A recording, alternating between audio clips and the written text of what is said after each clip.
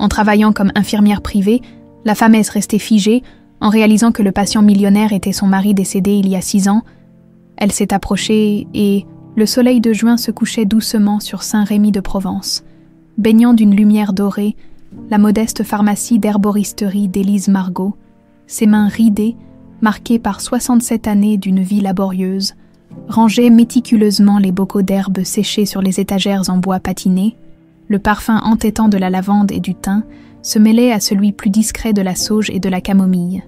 Un bouquet qui rappelait à tous les visiteurs que la médecine traditionnelle provençale n'avait pas dit son dernier mot. Élise s'arrêta un instant, son regard se posant sur la photo encadrée d'Emmanuel. Son défunt mari, 6 ans déjà, 6 années sans son sourire, sans sa voix grave qui résonnait dans leur petite maison. 6 années à porter ce deuil avec dignité, comme tout ce qu'elle avait affronté dans sa vie.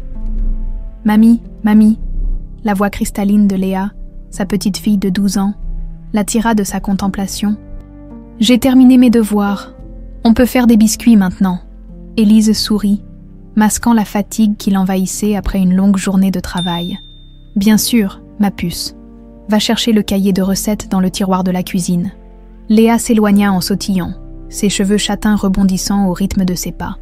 Une enfant si pleine de vie, si insouciante malgré les épreuves. Élise sentit son cœur se serrer. Elle n'avait pas encore trouvé le courage de lui dire la vérité. Le téléphone sonna, la faisant sursauter.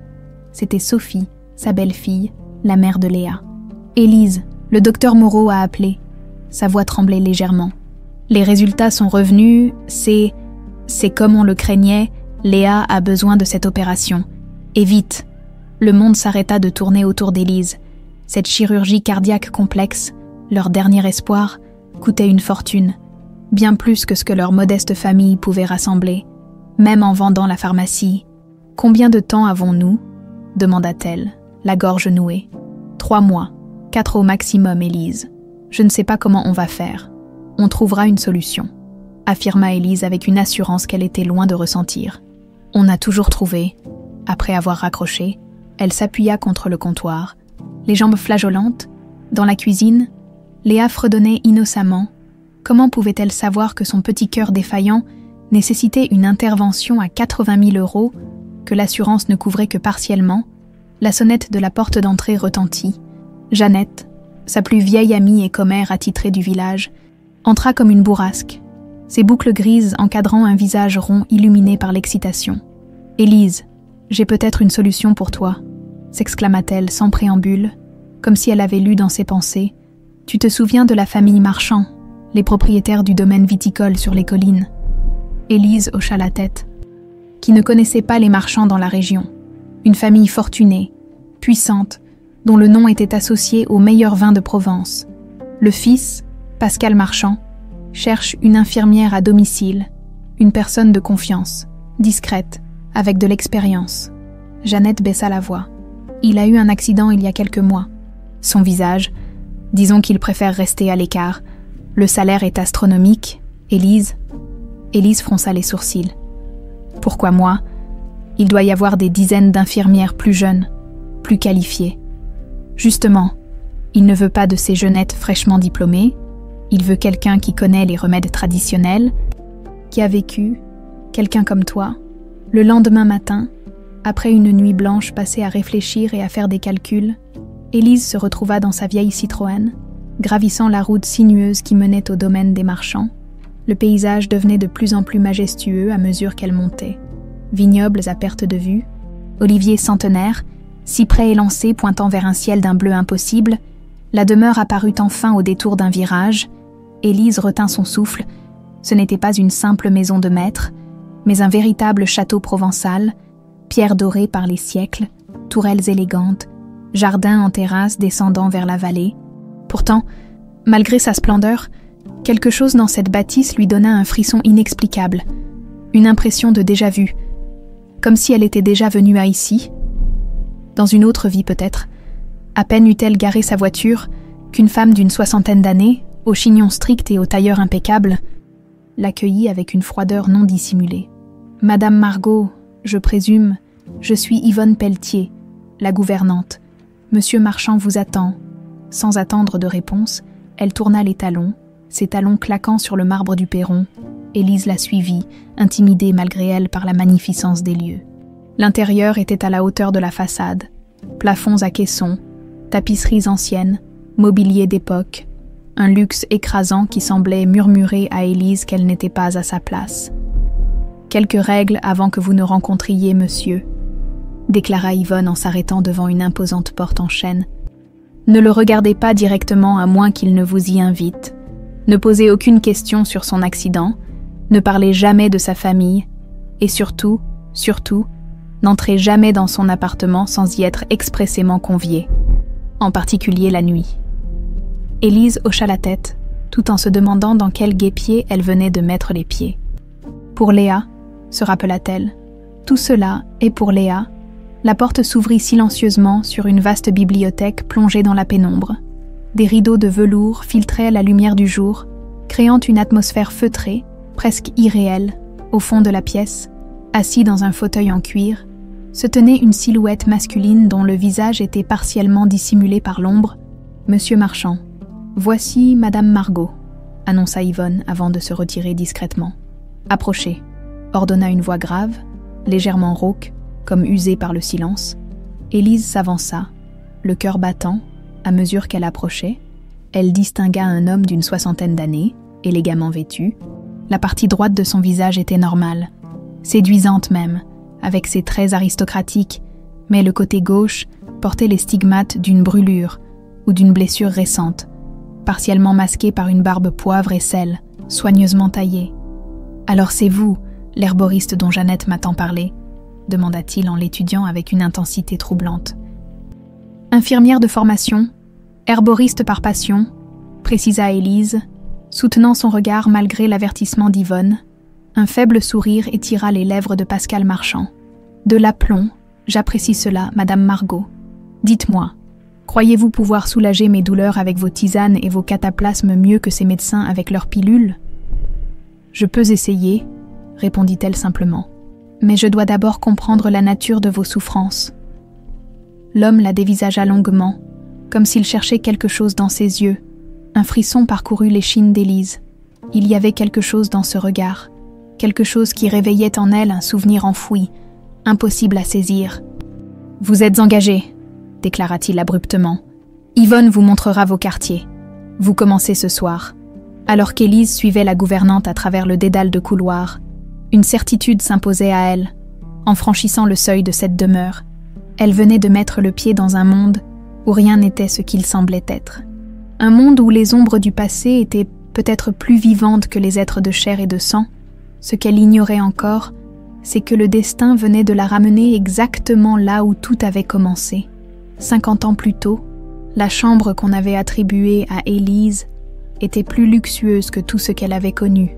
Malgré la sobriété des meubles anciens, le lit à baldaquin et la salle de bain en marbre trahissaient la fortune des marchands. Par la fenêtre, elle contemplait les vignobles baignés par le crépuscule, pensant à Léa qui dormait maintenant à des kilomètres de là. « Ta grand-mère va te sauver, ma chérie », murmura-t-elle en déballant ses affaires. Parmi ses vêtements, elle glissa un petit sachet de lavande sous l'oreiller, une habitude vieille comme le monde.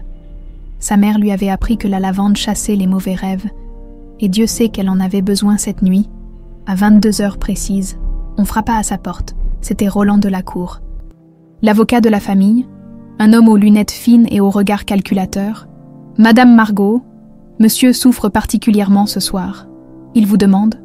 Élise suivit l'homme à travers les couloirs silencieux, quelque chose dans sa démarche raide, dans sa façon de la surveiller du coin de l'œil, la mettait mal à l'aise. « Quel médicament prend monsieur Marchand actuellement ?» demanda-t-elle pour briser le silence. De la Cour se raidit imperceptiblement.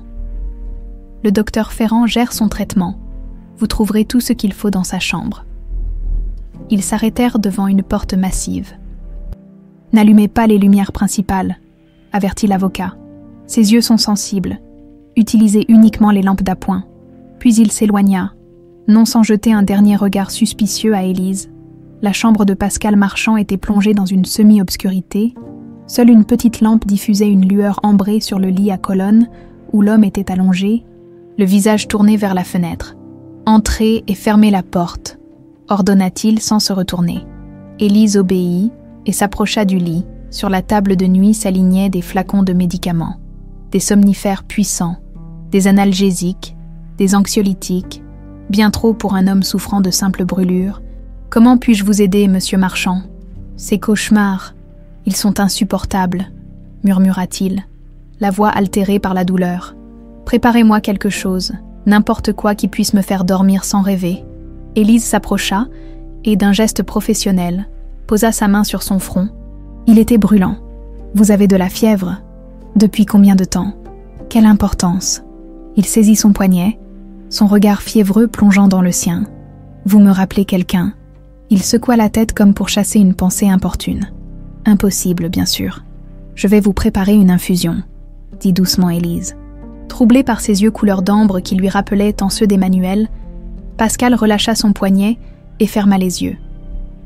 Dans le cabinet à côté de la salle de bain, vous trouverez tout ce qu'il faut. Le cabinet en question ressemblait à une petite pharmacie. Élise y trouva effectivement ce dont elle avait besoin. Tilleul, valériane, passiflore, même de la mélisse fraîche. Elle prépara un mélange apaisant, y ajoutant une pincée d'une plante rare qu'elle avait apportée de sa propre réserve. Pendant que l'eau chauffait, elle jeta un coup d'œil discret autour d'elle. La chambre de Pascal Marchand était étrangement impersonnelle. Pas de photos, pas de souvenirs, comme si l'homme qui l'occupait n'avait pas de passé. En attendant que l'infusion refroidisse, elle s'approcha du bureau où s'empilaient quelques documents. L'écriture sur l'un d'eux attira son attention. Ses boucles caractéristiques, cette façon de former les R, la même que celle d'Emmanuel, Élise sentit son cœur s'accélérer. Coïncidence, se raisonna-t-elle. Simple coïncidence. Elle revint vers Pascal avec l'infusion fumante. Il s'était assoupi, dans son sommeil agité, les traits de son visage s'étaient détendus, et malgré les cicatrices, Élise fut frappée par une ressemblance qui la fit frissonner. Ce nez droit, cette fossette au menton, « Monsieur Marchand », appela-t-elle doucement. Il ouvrit les yeux, momentanément désorienté. « Je pensais, j'étais sur un bateau », murmura-t-il. « L'eau était si froide. Un cauchemar », le rassura Élise en l'aidant à se redresser. « Buvez ceci, vous vous sentirez mieux. » Tandis qu'il buvait à petites gorgées. Élise remarqua un tiroir de la table de nuit légèrement entrouvert. Un éclat métallique y brillait. Pascal surprit son regard. « Les médicaments que vous m'avez préparés sont efficaces, » dit-il abruptement en lui rendant la tasse. « Vous pouvez disposer maintenant.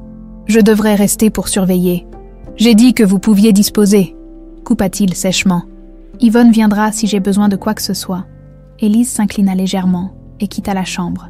Perplexe, dans le couloir, elle tomba nez à nez avec Yvonne qui semblait attendre là, immobile comme une statue. « Monsieur a-t-il besoin d'autre chose ?»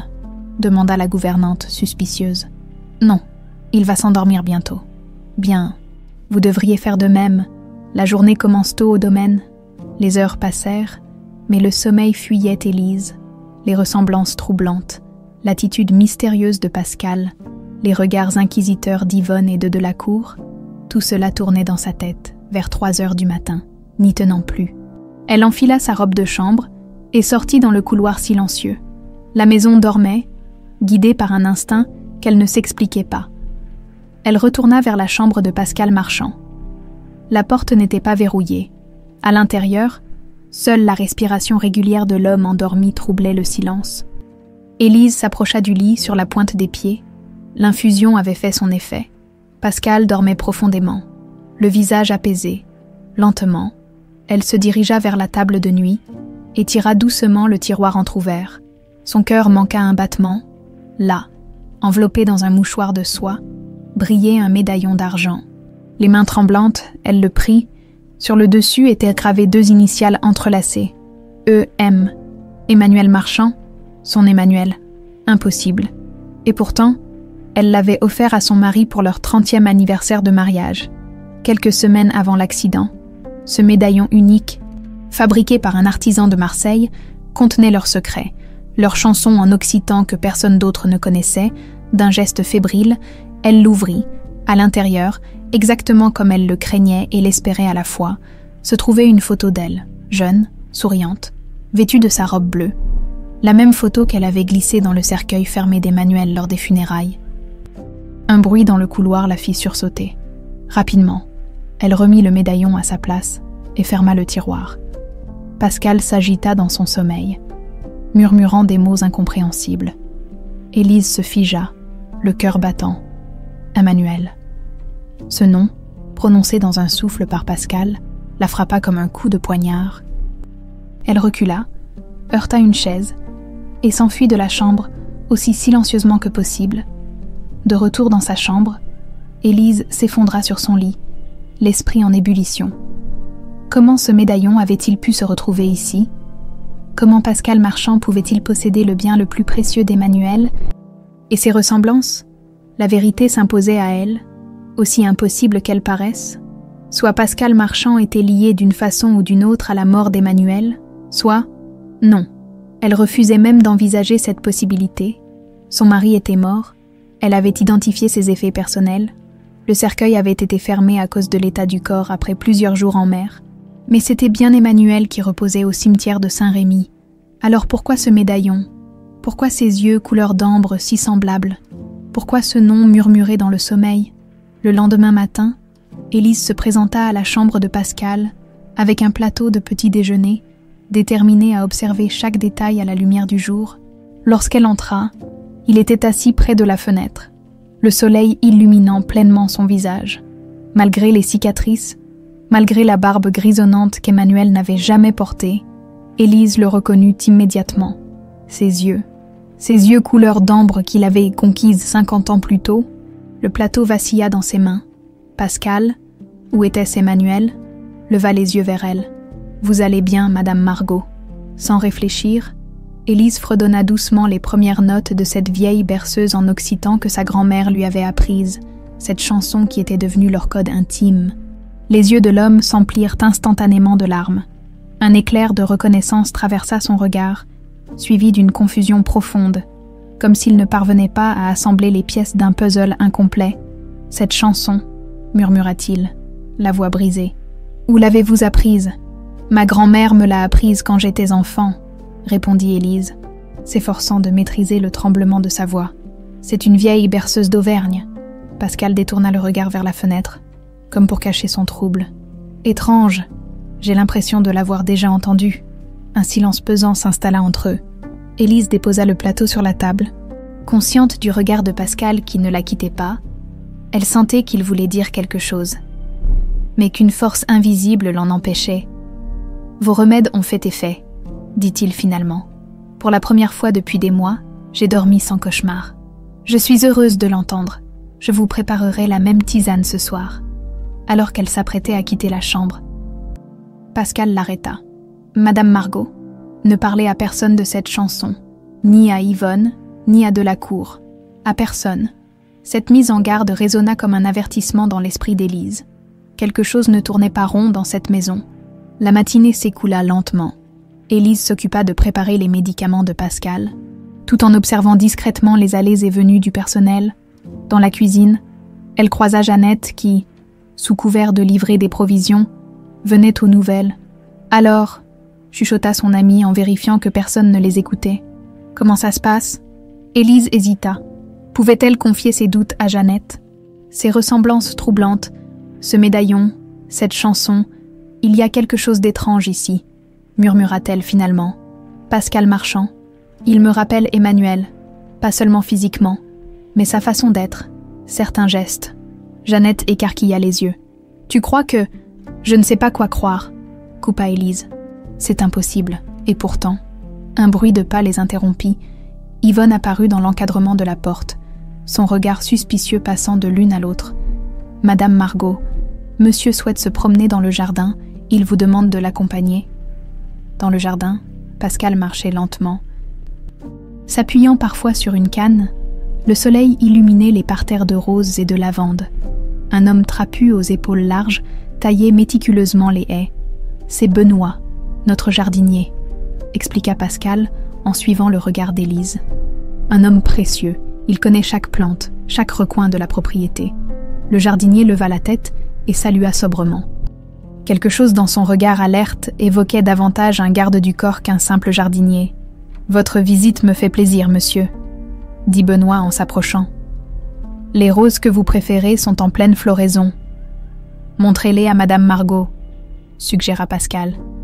Elle pourrait en utiliser les pétales pour ses préparations, tandis que Pascal s'éloignait pour s'asseoir sur un banc de pierre. Benoît guida Élise vers une roseraie à l'écart. « Vous êtes l'infirmière », constata-t-il sans préambule, sa voix basse à peine audible. « Jeannette m'a parlé de vous. » Élise le dévisagea, intriguée. « Vous connaissez Jeannette ?» Benoît cueillit une rose blanche qu'il lui tendit. « Je ne suis pas qu'un jardinier. Madame Margot, j'étais policier avant. J'enquête sur la famille Marchand depuis 2 ans. » Le cœur d'Élise s'accéléra. Pour quelle raison? Des transferts d'argent suspects, des disparitions inexpliquées et un accident de bateau qui n'en était peut-être pas un. Élise sentit ses jambes faiblir. « Vous parlez de l'accident d'Emmanuel Marchand, mon mari. » Benoît acquiesça gravement. « Je ne peux rien vous dire de plus pour l'instant, mais soyez prudente. Les murs ont des oreilles ici. » Il désigna discrètement une caméra de surveillance dissimulée dans le feuillage d'un arbre. « Retrouvez-moi ce soir à la chapelle Saint-Aurélien. Sur la propriété, 22 heures. » L'après-midi, Élise reçut un appel de Sophie. L'état de Léa s'était détérioré. « Les médecins parlent de devancer l'opération », expliqua sa belle-fille, la voix étranglée par l'angoisse. « Élise, nous avons besoin d'au moins la moitié de la somme d'ici 2 semaines. Je vais trouver l'argent, promit Élise. Déterminée, dis à ma petite puce de tenir bon. » Après avoir raccroché, elle resta un long moment immobile, le regard perdu dans le vague. Elle n'avait plus le choix, quels que soient les mystères qui entouraient Pascal Marchand. Et cette demeure, elle devait rester, pour Léa, le soir venu, après avoir administré sa tisane à Pascal. Élise se faufila hors de sa chambre. Le domaine était silencieux, à peine éclairé par la lueur argentée de la lune. Elle suivit le chemin bordé de buis qui menait à la petite chapelle romane. Benoît l'attendait à l'intérieur, une lampe tempête projetant des ombres dansantes sur les murs de pierre. « Voici ce que j'ai découvert », dit-il sans préambule en sortant un dossier de sa veste. Emmanuel et Pascal Marchand n'étaient pas seulement associés dans leurs affaires, ils étaient frères. « Frères », s'étonna Élise. « Emmanuel ne m'a jamais parlé d'un frère. Pas n'importe quel frère, des jumeaux. Séparés à la naissance, Emmanuel a été confié à une famille modeste, tandis que Pascal restait avec les Marchands. » Élise s'assit lourdement sur un banc. « C'est impossible. Emmanuel m'aurait dit une chose pareille. Le savait-il lui-même ?» Benoît lui tendit une photo jaunie. « Regardez. » La photo montrait 2 jeunes garçons identiques. Âgés d'environ 10 ans, au dos, une inscription à l'encre pâlie, « Pascal et Emmanuel, 1968. » Comment avez-vous trouvé ça? Dans les archives de Madame Hélène Marchand, la mère de Pascal, et d'Emmanuel, elle cache cette collection de photos dans un coffre secret. Les pièces du puzzle commençaient à s'assembler dans l'esprit d'Élise. « Vous pensez que ce n'est pas une coïncidence, si j'ai été engagée ici? Je ne crois pas aux coïncidences, Madame Margot. Quelqu'un vous a attiré dans cette maison pour une raison précise. » Un bruit à l'extérieur les fit sursauter. Benoît éteignit rapidement la lampe. « On nous surveille. Rentrez par le passage derrière l'hôtel. Il mène directement au jardin d'hiver, proche de votre chambre. » De retour dans sa chambre, Élise ne put trouver le sommeil. Les révélations de Benoît tournoyaient dans son esprit. Emmanuel et Pascal, des jumeaux séparés. Pourquoi Emmanuel ne lui en avait-il jamais parlé? Et si l'homme qu'elle soignait était bien son mari? Le lendemain matin, elle fut réveillée par un appel de Maxence, son fils aîné. « Maman, comment vas-tu? Sophie m'a dit pour ton nouveau travail. »« Ça va, mon grand. Comment vont les enfants? »« Bien, bien. Écoute, je voulais juste te prévenir que je passerai te voir la semaine prochaine. J'ai quelque chose d'important à te dire. » Il y avait une hésitation inhabituelle dans sa voix, une nervosité qui mit Élise en alerte. « Quelque chose ne va pas, Maxence. Non, non, c'est juste compliqué. Je préfère t'en parler en personne. » Après avoir raccroché, Élise resta pensive. Quelque chose dans le ton de son fils l'inquiétait. Ces derniers mois, il avait semblé étrangement prospère malgré la crise économique qui frappait son entreprise. Une nouvelle voiture, une maison rénovée. D'où venait cet argent soudain? Plus tard dans la journée, Élise se rendit à la chambre de Pascal pour son traitement. Il semblait plus lucide, plus présent. « J'ai rêvé d'un bateau cette nuit », dit-il tandis qu'elle changeait ses pansements. Un petit voilier blanc. L'eau était si froide. Élise se figea. Le voilier d'Emmanuel était blanc. C'était sur ce bateau qu'il avait disparu. Ce n'était qu'un rêve, dit-elle doucement, bien que son cœur battît à tout rompre. Était-ce vraiment un rêve, murmura-t-il, ses yeux d'ambre plongés dans les siens, ou un souvenir? Avant qu'Élise ne puisse répondre, la porte s'ouvrit brusquement sur Yvonne. « Madame Hélène vient d'appeler », annonça-t-elle. « Elle arrive demain. » Pascal se raidit visiblement. « Ma mère, ici. »« Oui, monsieur. Elle souhaite s'assurer que tout va bien avec votre nouvelle infirmière. » Le regard que la gouvernante lança à Élise était chargé d'hostilité. À cet instant précis, Élise comprit qu'elle n'était pas simplement entrée dans une maison étrangère. Elle avait pénétré dans un nid de vipères. Et au centre de cette toile de mensonges et de secrets, se trouvait Madame Hélène Marchand, la femme qui détenait peut-être toutes les réponses. Une femme qui, Élise en était maintenant certaine, ne voulait surtout pas qu'elle découvre la vérité sur son mari. L'annonce de l'arrivée de Madame Hélène Marchand provoqua un vent de panique dans le domaine. Dès l'aube, une armée de domestiques s'affairait à polir l'argenterie, à changer les draps, à disposer des fleurs fraîches dans chaque pièce. Élise observait ce ballet frénétique avec curiosité, notant la crainte que le simple nom de cette femme inspirait. « Elle est comment, Madame Hélène ?» demanda-t-elle innocemment à une jeune femme de chambre qui époussetait un tableau. La domestique jeta un regard nerveux autour d'elle avant de répondre à voix basse. Glaciale, exigeante, rien ne lui échappe. Si une cuillère est mal alignée, elle le remarque. Elle vient souvent, presque jamais depuis, l'accident de Monsieur Pascal. Avant, elle vivait ici la moitié de l'année. Élise allait poursuivre son interrogatoire, quand Yvonne apparut au bout du couloir. La jeune femme de chambre s'éclipsa aussitôt, tête baissée. « Madame Margot », l'interpella sèchement la gouvernante. « Monsieur Delacour souhaite vous voir dans son bureau, immédiatement. » L'avocat l'attendait, assis derrière un imposant bureau en acajou, son visage austère ne trahissait aucune émotion. « Asseyez-vous », ordonna-t-il en désignant une chaise. « Madame Hélène arrive aujourd'hui, elle est très protectrice envers son fils. Elle voudra savoir exactement qui s'occupe de lui. »« Je n'ai rien à cacher, » répondit calmement Élise. « Vraiment. » Delacour ouvrit un dossier devant lui. Élise Margot, née Durand, mariée à Emmanuel Marchand, décédée il y a 6 ans dans un accident de bateau, 3 enfants, dont l'aîné, Maxence, semble avoir connu une prospérité soudaine ces dernières années. Élise sentit son cœur s'accélérer. Comment cet homme pouvait-il être au courant pour Maxence ? « Les finances de mon fils ne me regardent pas », dit-elle avec une assurance qu'elle était loin de ressentir. « Peut-être », concéda l'avocat, « mais les 4 virements de 50 000 € qu'il a reçus l'année dernière pourraient vous intéresser, surtout si vous saviez d'où vient cet argent. » Un frisson glacé parcourut l'échine d'Élise. « Que voulez-vous dire ? Simplement que dans cette maison, Madame Margot, la curiosité peut être dangereuse, pour vous et pour ceux que vous aimez. » La menace à peine voilée flottait dans l'air quand le téléphone sonna. Delacour décrocha, écouta un moment, puis raccrocha. « Notre entretien est terminé. Madame Hélène vient d'arriver. » Élise quitta le bureau, l'esprit en ébullition. Maxence recevant de l'argent, de qui, pourquoi, et quel rapport avec les marchands? Dans le hall d'entrée, une femme élégante d'une 80aine d'années descendait d'une luxueuse Bentley, grande, mince, le port altier malgré son âge. Madame Hélène Marchand imposait le respect par sa seule présence. Ses cheveux parfaitement blancs étaient coiffés en un chignon impeccable, et ses yeux, ces mêmes yeux d'ambre que Pascal et Emmanuel, scrutaient son environnement avec une acuité presque prédatrice. « Où est mon fils ?»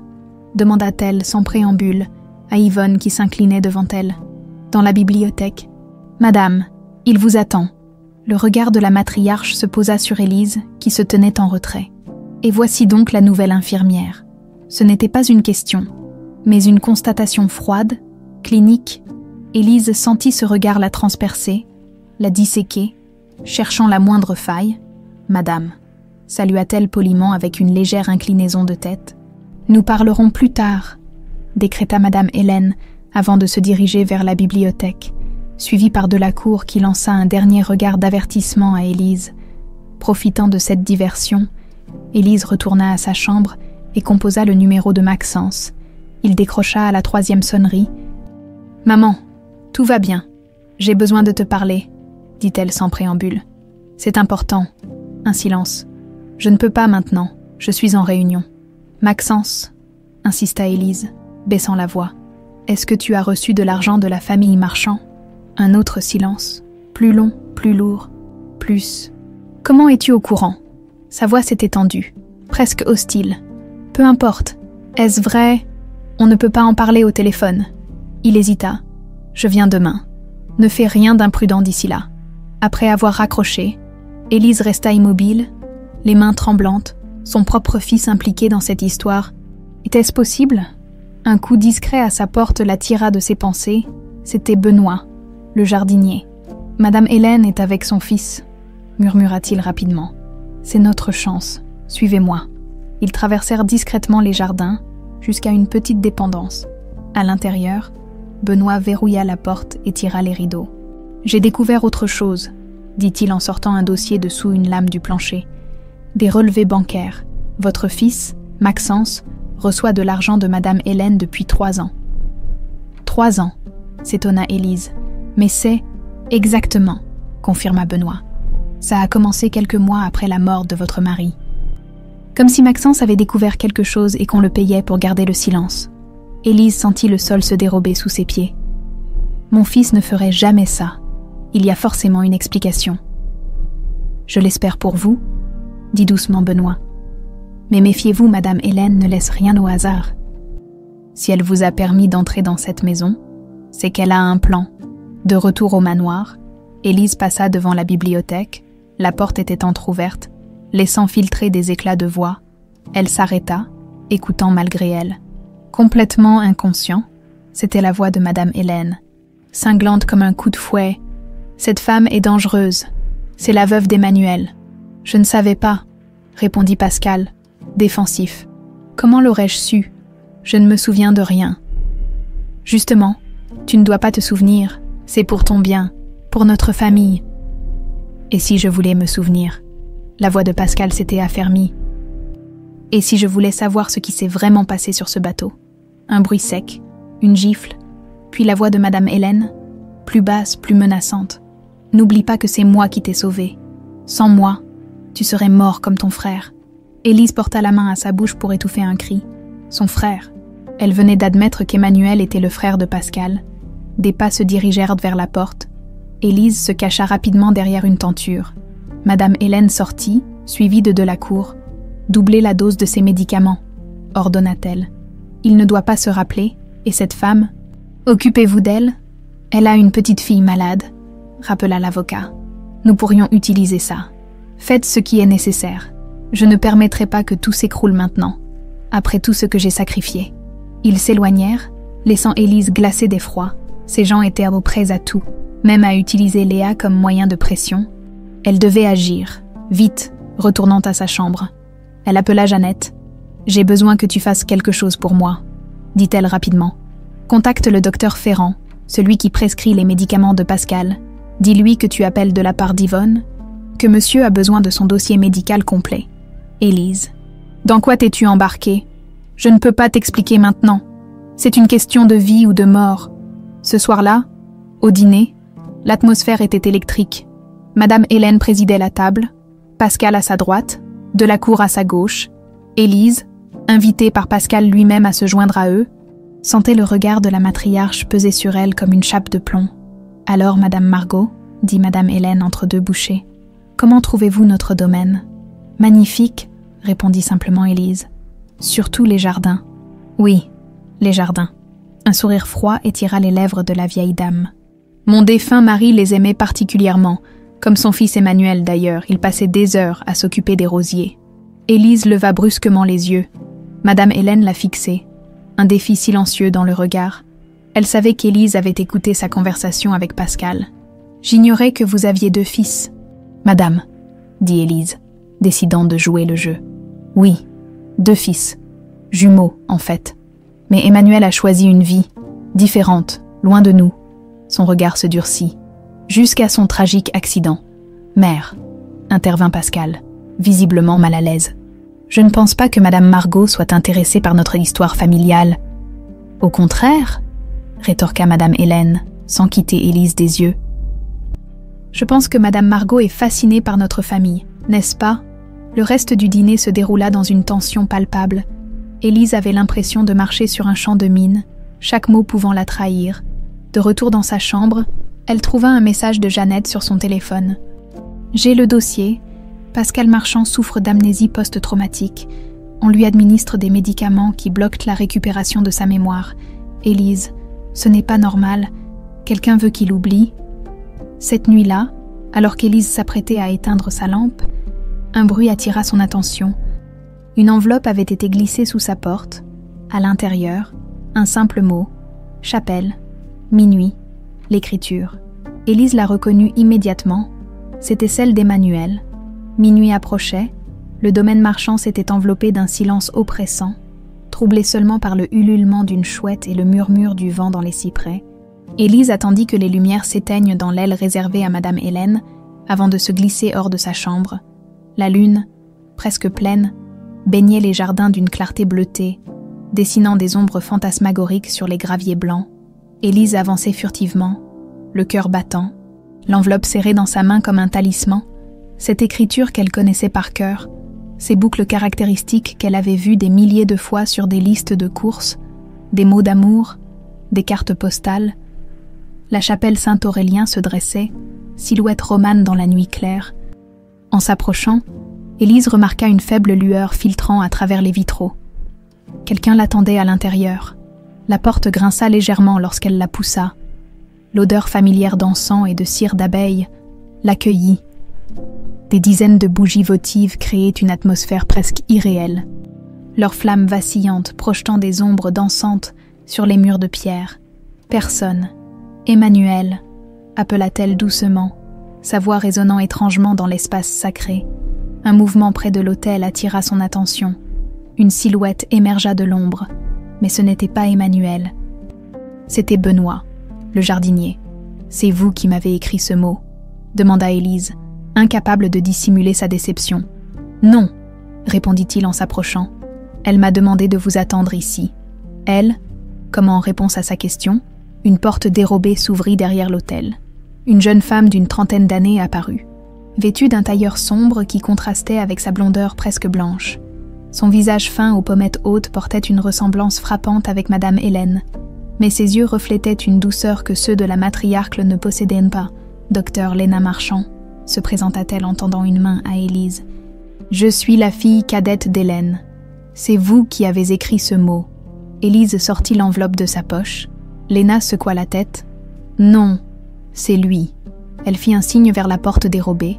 Un homme s'avança lentement dans la lumière des bougies, grand, mince, le visage émacié, les cheveux poivre et cils coupés courts, mais ses yeux couleur d'ambre qu'Élise aurait reconnus entre mille. « Emmanuel » murmura-t-elle, ses jambes se dérobant sous elle.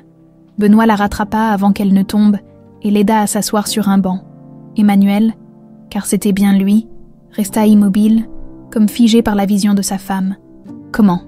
balbutia Élise. « Tu es mort, ils ont retrouvé ton corps. »« Pas le mien, » dit-il doucement, sa voix plus rauque qu'autrefois mais toujours aussi chaude.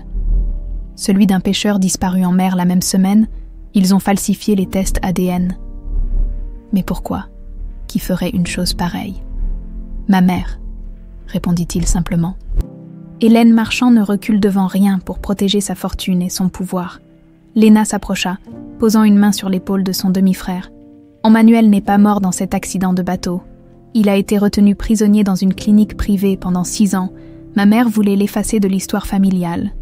Élise se leva lentement, s'approchant d'Emmanuel comme si elle craignait qu'il ne s'évanouisse.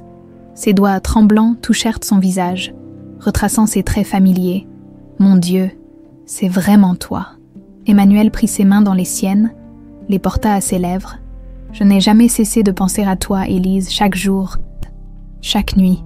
Ton souvenir m'a gardée en vie. C'était comme si les 6 dernières années s'effaçaient. » Élise se blottit contre lui, respirant son odeur, sentant les battements de son cœur contre le sien. Emmanuel vivant, Emmanuel dans ses bras. « Il n'y a pas beaucoup de temps, » intervint doucement Benoît. « Madame Hélène a des espions partout. Si elle découvre qu'Emmanuel est ici... » Élise s'écarta légèrement, regardant Emmanuel avec intensité. Que s'est-il passé? Pourquoi ta mère t'a-t-elle fait ça? Emmanuel les guida vers les bancs de la chapelle où ils s'assirent, formant un cercle serré. J'ai découvert la vérité sur mes origines il y a environ 7 ans, commença-t-il.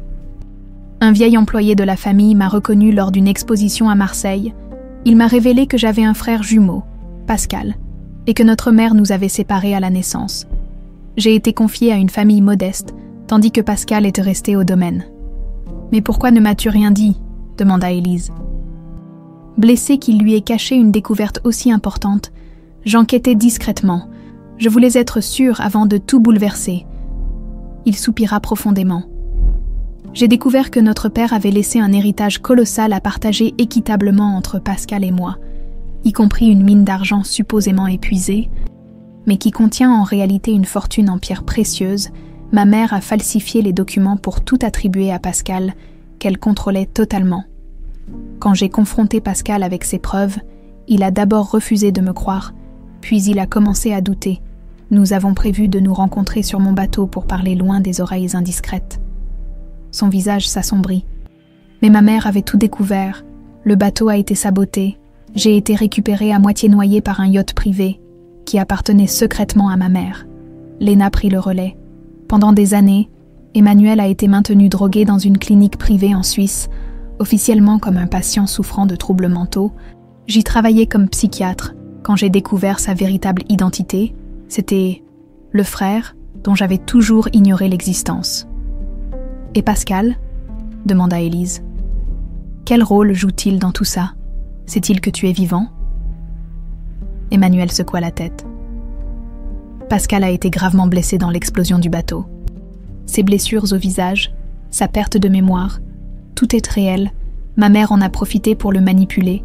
Elle lui a fait croire qu'il était responsable de ma mort, qu'il avait accidentellement causé l'explosion en essayant de saboter mon bateau par jalousie. Le pauvre homme vit avec cette culpabilité depuis 6 ans, ajouta Léna. C'est pour ça qu'il accepte les médicaments qui bloquent sa mémoire. Il préfère oublier plutôt que d'affronter ce qu'il croit avoir fait. Élise pensa au médaillon, à la réaction de Pascal lorsqu'elle avait chanté la berceuse occitane, à ces moments de lucidité fugace.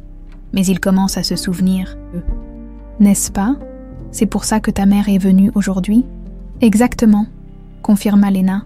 Et avec ton arrivée, le processus s'accélère. Tu es le catalyseur, Élise. Ta présence réveille sa véritable mémoire. Benoît, qui était resté silencieux, prit la parole. Il y a autre chose que vous devez savoir. Madame Margot, votre fils, Maxence, il reçoit de l'argent de Madame Hélène depuis 3 ans, compléta Élise. Je suis au courant. Ce que vous ignorez, c'est pourquoi, dit Emmanuel doucement. Maxence a découvert que j'étais peut-être vivant. Il a commencé à enquêter, à poser des questions. Hélène l'a approché avec une offre, de l'argent contre son silence. Elle lui a fait croire que me retrouver te détruirait, que j'avais choisi de disparaître volontairement. Élise sentit la colère monter en elle. Et il l'a cru. Comment a-t-il pu? Il pensait te protéger, intervint Léna.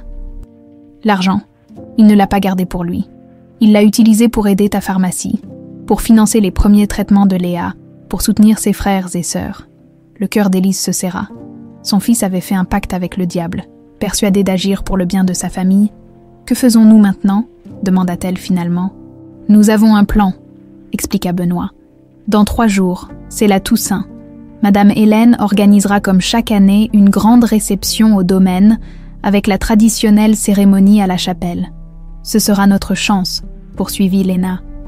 Toute la haute société provençale sera présente, y compris des juges, des notaires, des personnalités influentes. Le moment idéal pour révéler la vérité et les crimes d'Hélène. Emmanuel prit les mains d'Élise. Mais nous avons besoin de ton aide. Il faut que Pascal se souvienne, qu'il retrouve sa mémoire complète avant la cérémonie, sans son témoignage. Ce sera ma parole contre celle de ma mère. Comment puis-je aider? Tes remèdes, dit-il avec un sourire tendre. Ces tisanes que tu prépares pour lui font déjà effet? Ta présence, ta voix, cette berceuse que tu chantes, tout cela réveille ses souvenirs malgré les médicaments. Léna sortit un flacon de sa poche. Voici un contrepoison qui neutralisera les effets des médicaments qu'on lui donne. Quelques gouttes dans son thé chaque jour, et sa mémoire reviendra progressivement. Élise prit le flacon, pensive. Et s'il se rappelle avoir vraiment tenté de te tuer? Impossible, affirma Emmanuel. Pascal n'aurait jamais fait ça. Nous avions nos différends, mais nous nous retrouvions enfin comme frères. L'horloge de la chapelle sonna 1h du matin. Benoît se leva brusquement. Il faut partir. Les gardes vont faire leur ronde. Emmanuel prit Élise dans ses bras une dernière fois, l'embrassant avec une passion désespérée. 3 jours, mon amour. Dans 3 jours, tout sera terminé. Sois prudente, ajouta Léna. Ma mère est dangereuse, plus que tu ne peux l'imaginer. Si elle soupçonne quoi que ce soit. Alors qu'ils se séparaient, Emmanuel glissa dans la main d'Élise une clé ancienne. La bibliothèque, 3e étagère, derrière l'exemplaire des Misérables, tu y trouveras un livre avec des photographies, montre-les à Pascal. Élise regarda son mari disparaître par la porte dérobée. Son cœur oscillant entre une joie immense et une terreur profonde. Le cauchemar touchait à sa fin, mais les 3 jours à venir seraient dans les plus dangereux de sa vie. Au petit matin, Élise se réveilla en sursaut, momentanément désorientée. Les événements de la nuit lui revinrent d'un coup. Emmanuel vivant, le complot d'Hélène, le rôle de Maxence. Son mari n'était pas mort. Cette vérité, à la fois merveilleuse et terrifiante, faisait battre son cœur à tout rompre.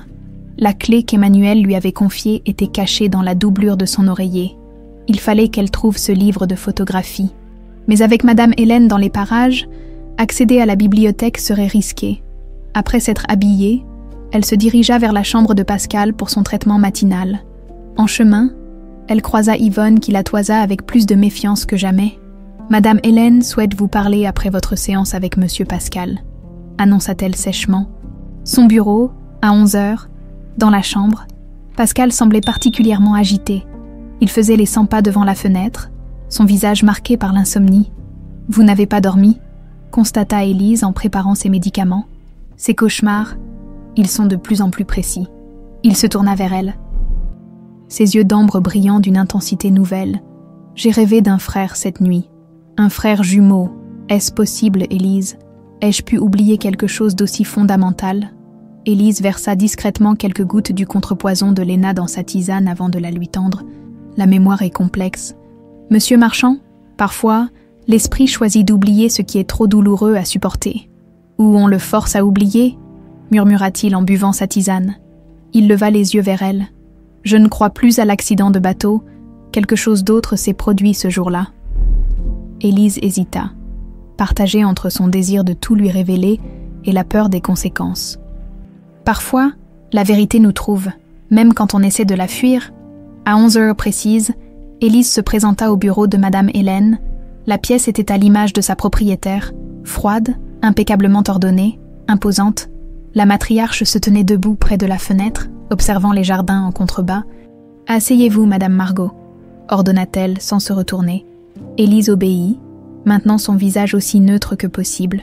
Madame Hélène se tourna enfin vers elle, son regard perçant cherchant le moindre signe de faiblesse. « J'ai fait quelques recherches sur vous », commença-t-elle en s'asseyant derrière son bureau. « Une vie modeste, dévouée à votre famille, une pharmacie traditionnelle héritée de votre grand-mère, 3 enfants dont vous êtes fiers, bien que l'aîné ait eu quelques problèmes financiers par le passé. » Élise garda le silence, attendant la suite. « Et puis cette petite fille, Léa, n'est-ce pas ?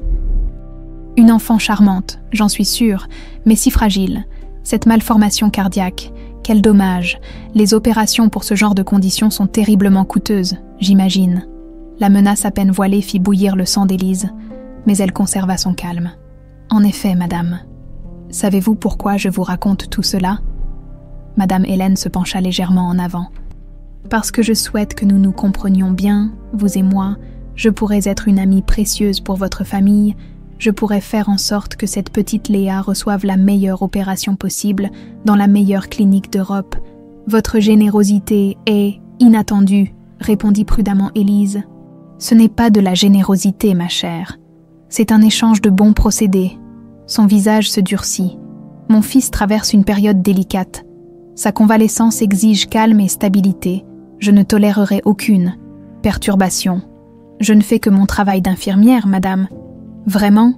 Madame Hélène ouvrit un tiroir et en sortit un dossier qu'elle posa devant Élise. « Alors comment expliquez-vous ceci ? Des photographies, Élise à la chapelle, la nuit précédente, Benoît et elle, en pleine conversation, la porte dérobée entr'ouverte. Je ne sais pas ce que vous cherchez dans ma maison, Madame Margot, poursuivit Hélène d'une voix glaciale, mais je vous conseille vivement d'y renoncer. Pour votre bien et celui de votre famille, avant qu'Élise ne puisse répondre, on frappa à la porte. C'était de la cour. « Excusez-moi, madame, dit-il, visiblement nerveux. Monsieur Maxence Margot vient d'arriver. » Le sang d'Élise se figea dans ses veines. « Maxence, ici, maintenant. Parfait, » sourit madame Hélène avec une satisfaction cruelle. « Faites-le entrer. » Maxence apparut, élégamment vêtu d'un costume qui avait clairement coûté une fortune. En voyant sa mère, son visage se décomposa. « Maman, que fais-tu ici ? Je travaille ici maintenant, » répondit-elle, scrutant son visage. « La question est, que fais-tu toi chez les marchands ? Monsieur Margot et moi avons quelques affaires à discuter, » intervint madame Hélène. « N'est-ce pas, mon cher ?» Maxence déglutit difficilement, évitant le regard de sa mère. « Des investissements, rien d'important. »« Maxence, » insista Élise. « Qu'est-ce que tu ne me dis pas ?» Un silence pesant s'installa. Madame Hélène observait la scène avec une satisfaction non dissimulée. « Je crois, » dit-elle finalement, « que vous avez beaucoup de choses à vous dire, tous les deux. Pourquoi ne pas utiliser le petit salon de la cour ?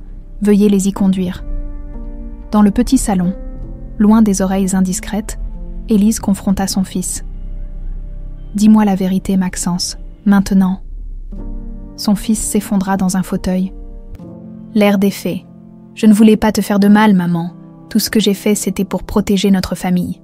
Me cacher qu'Emmanuel était peut-être vivant, c'était me protéger. » Maxence sursauta, stupéfait. « Tu es au courant. Je l'ai vu, Maxence. Hier soir, ton père est vivant. Et tu le savais depuis 3 ans. » Des larmes montèrent aux yeux de son fils. « Je n'en étais pas sûre au début.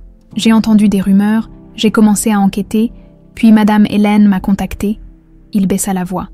Elle m'a montré des documents, des lettres où papa disait qu'il voulait disparaître, recommencer une nouvelle vie loin de nous. Et tu l'as cru. Les lettres semblaient authentiques. Et puis, il hésita. Elle m'a fait comprendre que si je continuais à chercher, notre famille en souffrirait. Léa venait d'être diagnostiquée, nous avions besoin d'argent. Élise s'assit à côté de son fils, prenant ses mains dans les siennes. Ces lettres étaient des faux, Maxence. Ton père n'a jamais voulu nous quitter. Il a été kidnappé par cette femme, drogué pendant 6 ans dans une clinique en Suisse. Elle a essayé de le tuer. Maxence pâlit. Non, c'est impossible. Elle a également manipulé son frère Pascal, lui faisant croire qu'il avait tué Emmanuel. Toute cette famille est prise dans sa toile de mensonges. Des pas dans le couloir les interrompirent. Benoît entra précipitamment, l'air inquiet. « Vous devez venir immédiatement, » dit-il à voix basse. « Un homme vous suit depuis votre arrivée au domaine. » Élise et Maxence échangèrent un regard alarmé avant de suivre le jardinier jusqu'à sa dépendance. Là, ligoté sur une chaise, se trouvait un homme d'une 50aine d'années au visage buriné. « Je l'ai repéré en train de photographier Madame Margot depuis ce matin, » expliqua Benoît. « Il a une carte d'identité au nom de Georges Lefort, mais c'est un faux. Son vrai nom est Antoine Mercier, ancien employé des marchands. Il travaillait sur leur yacht quand Emmanuel a eu son accident. » L'homme leva les yeux. « Défiant, je ne dirai rien. Tu n'as pas besoin de parler, » dit Maxence en s'avançant. « Je te reconnais maintenant. Tu étais là quand Madame Hélène m'a rencontré la première fois. Tu te tenais derrière elle, comme un garde du corps. » Mercier détourna le regard, visiblement mal à l'aise. « Tu étais sur le yacht, » poursuivit Élise. Une intuition soudaine lui traversant l'esprit. « Tu as vu ce qui s'est passé avec Emmanuel, n'est-ce pas ? Tu as participé à son enlèvement. » L'homme resta silencieux, mais son regard fuyant trahissait sa culpabilité. « Écoute, » dit doucement Benoît. « Nous savons que tu n'es qu'un pion dans cette histoire. Madame Hélène t'a probablement bien payé pour acheter ton silence, mais le vent tourne. Dans 3 jours, à la Toussaint, toute la vérité éclatera. Tu peux choisir ton camp maintenant. » Mercier sembla hésiter. « Elle me tuera si je parle. »« Nous te protégerons, » promit Maxence. « Mon père aussi, il est vivant. » En sécurité, avec ton témoignage, nous pouvons faire tomber Hélène Marchand. Après un long moment de réflexion, Mercier soupira profondément. « D'accord, je parlerai, mais pas ici, c'est trop dangereux. » Benoît acquiesça. « Je vais t'emmener dans un endroit sûr, Maxence. Tu devrais partir aussi. Ta présence ici met ta mère en danger. »« Non, » intervint fermement Élise. « Maxence doit rester. Madame Hélène ne doit pas se douter que nous savons. Joue le jeu encore 3 jours, mon fils. Fais-lui croire que tu es toujours de son côté. » Maxence serra sa mère dans ses bras. « Je suis tellement désolée, maman. J'ai cru bien faire. Je sais, » murmura-t-elle en caressant ses cheveux comme lorsqu'il était enfant. « Tu as fait ce que tu pensais juste. Mais maintenant, nous allons réparer tout ça. Ensemble. » Après le départ de Benoît avec Mercier, Élise retrouva Pascal pour sa séance d'après-midi. Le moment était venu de lui montrer le livre de photographie. Profitant de l'absence d'Yvonne, elle se dirigea vers la bibliothèque attenante à la chambre de Pascal. 3e étagère, Les Misérables. Ses doigts tremblants localisèrent le volume et l'écartèrent, révélant une cavité dans le mur. À l'intérieur se trouvait un album relié de cuir usé. « Que faites-vous » La voix de Pascal la fit sursauter. Il se tenait dans l'embrasure de la porte, l'observant avec curiosité. « J'ai quelque chose à vous montrer », dit-elle simplement en lui tendant l'album. « Quelque chose qui pourrait vous aider à vous souvenir. » Pascal prit l'album des mains d'Élise, son visage trahissant un mélange de curiosité et d'appréhension. Ses doigts effleurèrent la couverture de cuir patiné avant de l'ouvrir délicatement. « Qu'est-ce que... » murmura-t-il en découvrant la première page. La photographie, sépia et légèrement craquelée, montrait une femme tenant 2 nourrissons dans ses bras. En dessous, une inscription à l'encre. « Hélène avec Pascal et Emmanuel, 1958. » « Qui est Emmanuel ?» demanda-t-il, la voix tremblante. « Continuez » l'encouragea doucement Élise. « Regardez les autres photos. » Pascal tourna lentement les pages. Des images défilaient. 2 garçons identiques grandissant, d'abord ensemble, puis séparément, à partir de leurs 3 ans. Des annotations documentaient méticuleusement leur vie parallèle. Pascal à l'école des Ormeaux. Emmanuel chez les Durand. Pascal, 10 ans, première communion. Emmanuel, 10 ans, prix de mathématiques. C'est moi, balbutia Pascal en pointant un des garçons. Et lui, il me ressemble tellement. C'est votre frère jumeau, expliqua Élise. Votre mère vous a séparés à la naissance. Emmanuel a été confié à une famille modeste. Vous avez grandi sans savoir que vous aviez un frère. Le visage de Pascal se crispa sous l'effet d'un souvenir douloureux. Je me souviens des bribes. Un homme qui me ressemblait, sur un bateau. Il m'a montré des documents, parlait d'héritage, de mines d'argent. Il porta la main à son front, comme pour contenir la douleur, puis l'explosion, l'eau glacée, et son visage qui disparaît sous les vagues. Un orage violent éclata soudain, comme si le ciel lui-même réagissait à ces révélations. La pluie se mit à battre furieusement contre les vitres, tandis que des éclairs illuminaient la pièce par intermittence. « Je l'ai tué », murmura Pascal, effondré. « Mon propre frère ?»« Non », dit fermement Élise en saisissant ses mains. « Vous n'avez tué personne. L'accident a été orchestré par votre mère. Elle voulait éliminer Emmanuel parce qu'il avait découvert la vérité sur votre héritage. Ma mère, Pascal la dévisagea, là, incrédule. Pourquoi ferait-elle une chose pareille ? Un coup de tonnerre particulièrement violent fit trembler les murs du manoir, suivi d'un bruit de verre brisé au rez-de-chaussée. Des cris affolés retentirent. Puis la voix autoritaire d'Yvonne donnant des ordres. « La tempête a dû endommager quelque chose, » dit Élise en se levant. « Nous devrions vérifier. » Pascal l'arrêta, serrant son poignet avec une force surprenante. « Non, pas avant que vous m'ayez tout dit. Comment savez-vous ces choses sur Emmanuel ? Quel est votre rôle dans cette histoire ?» Élise hésita, puis décida que le moment de la vérité était venu. Emmanuel Marchand était mon mari. Et mon mari était... Est. Pascal la dévisagea, confus. On m'a fait croire qu'il était mort dans cet accident de bateau, mais il a survécu. Les yeux de Pascal s'écarquillèrent de stupeur. Emmanuel est vivant. Comment est-ce possible ? Où est-il ? Un nouvel éclair illumina la pièce, révélant dans l'embrasure de la porte la silhouette menaçante de Madame Hélène.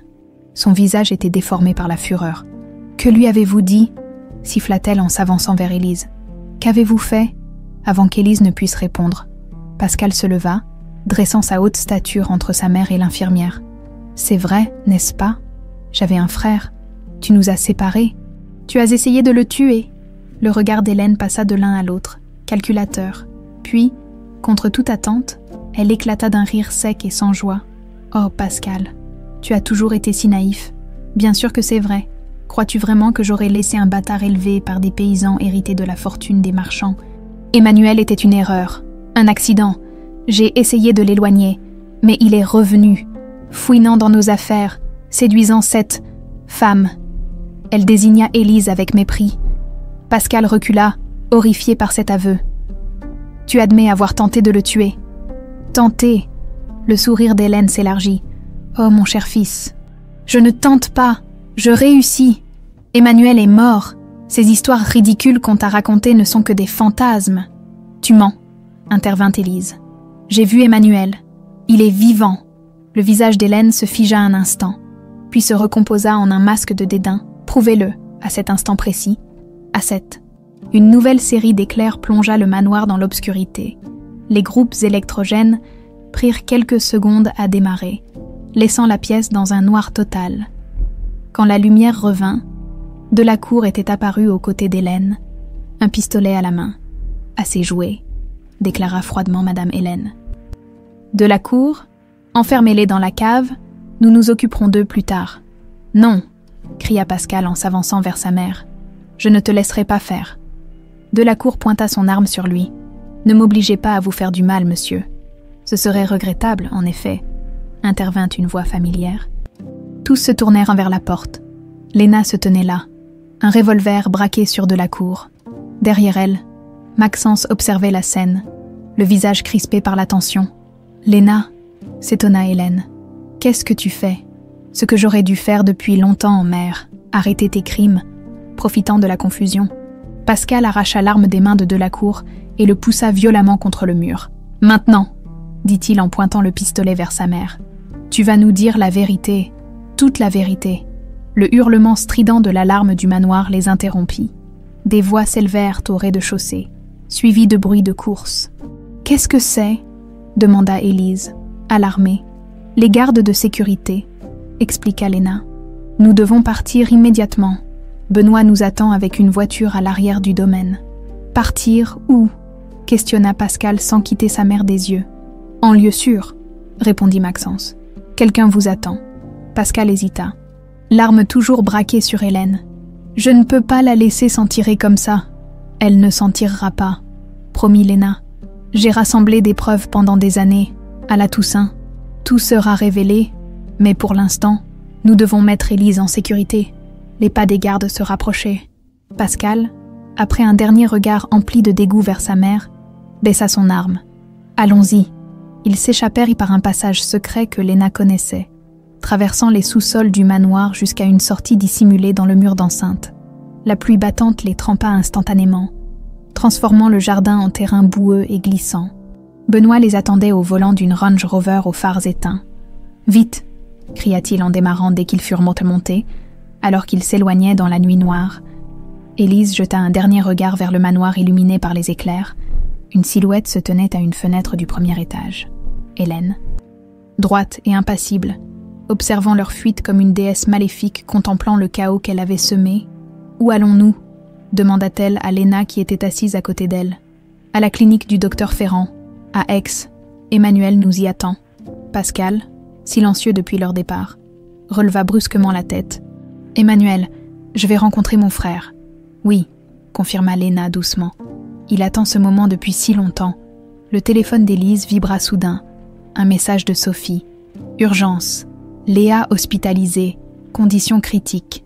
Viens vite. » Son sang se glaça dans ses veines. « Mon Dieu, Léa, il faut que j'aille à Saint-Rémy immédiatement. »« Impossible. » contra Benoît en secouant la tête.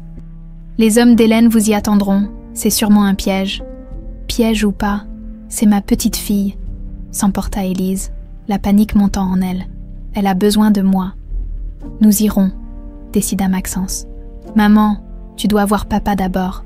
Je me charge de Léa avec Sophie. »« Non, je... » « Il a raison, » intervint Pascal. « Si Hélène apprend que vous êtes auprès de votre petite fille, elle n'hésitera pas à vous faire du mal. À vous et à l'enfant. Laissez Maxence y aller. Nous irons dès que nous aurons vu Emmanuel. » Déchirée entre son désir de courir au chevet de Léa et la nécessité de protéger sa famille, Élise finit par acquiescer. « D'accord, mais promets-moi d'appeler dès que tu arrives à l'hôpital, Maxence. »« Promis, maman. » 1 heure plus tard, ils arrivèrent à la clinique du docteur Ferrand, une discrète bâtisse nichée dans la campagne aixoise. Le bâtiment principal, éclairé par quelques lampes tamisées, semblait paisible malgré l'orage qui s'éloignait. « Emmanuel est dans le pavillon arrière », expliqua Léna en les guidant à travers un jardin médicinal. « Seul le docteur Ferrand et moi connaissons sa présence ici. » Pascal ralentit ses pas, soudain nerveux. « Et s'il me déteste, après tout ce qui s'est passé ?» Élise prit sa main, émue par sa vulnérabilité. « Il ne vous déteste pas. Il sait que vous avez été manipulé, tout comme lui. » Léna ouvrit la porte du pavillon, les invitant à entrer. La pièce principale était sobrement meublée. Un canapé, quelques fauteuils, une table basse, et debout près de la fenêtre, regardant la pluie s'atténuer progressivement, se tenait Emmanuel. Il se retourna lentement, à la vue d'Élise. Son visage s'illumina d'amour et de soulagement, puis son regard se posa sur Pascal, et une émotion complexe traversa ses traits.